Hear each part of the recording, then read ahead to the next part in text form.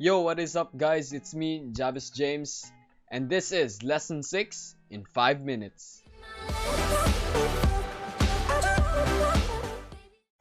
Managing ICT content using online platforms. An online platform is a specially developed platform using internet technology. It provides tools for making and creating ICT content. Online platforms have revolutionized access to any information made available to everyone if utilized correctly.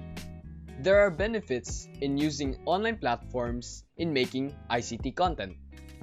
It enables you to collaborate and connect with other people with the same interest. And it also provides and makes information available which you can share. Now, there are classifications of online platforms. First is the search engine platform. It is used to search information from a particular website. An example of this is Google. Next is the e-commerce platforms. It is used to perform online transactions or buying and selling products over the internet, or commonly known as e-commerce. Next is the music and video sharing platform. It is used for sharing music and videos. Subscribe to Jackson K for music content. An example of this is YouTube. Next is the social network platforms. It allows people with similar interests come together and build social relations. An example of this is Facebook. Next is the collaboration platform. It is used to work collaboratively with other people or your team on a work-related task. Lastly is the learning platform. It is used by teachers, learners, and even parents for enhancing education. Next topic: basic web design principles and elements. Elements are parts or components of something abstract. The most basic element is the point or mark. It is the smallest element.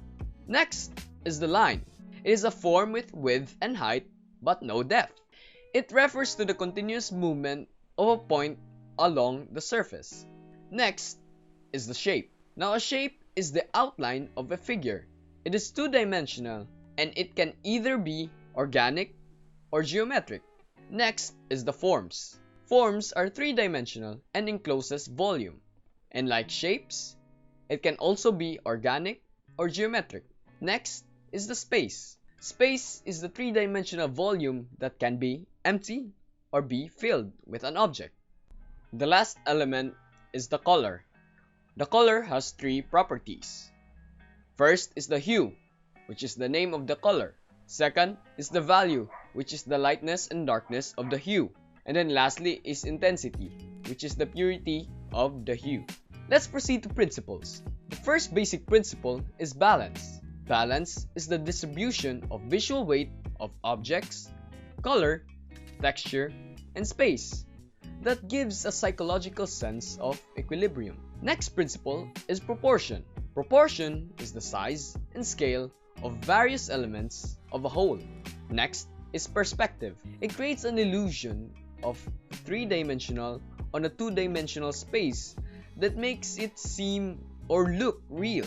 Next is emphasis. It is creating dominance and focus to art elements. Next is movement. Movement is the path that our eyes follow. It is when objects seem to be moving on a visual image. Next is pattern. Now, pattern is the repetition of a combination of art elements. Next is repetition. Now, repetition refers to only one object that is being repeated, and it creates a sense of movement. Next is rhythm.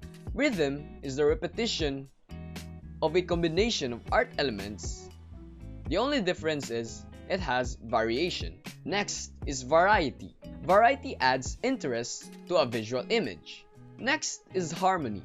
In harmony, all parts complement to each other, and it gives a sense of completion to a visual image. Lastly is unity. Unity is the oneness or wholeness of a visual image that gives a sense of cohesion and coherence. That's 5 minutes. See you in lesson 9.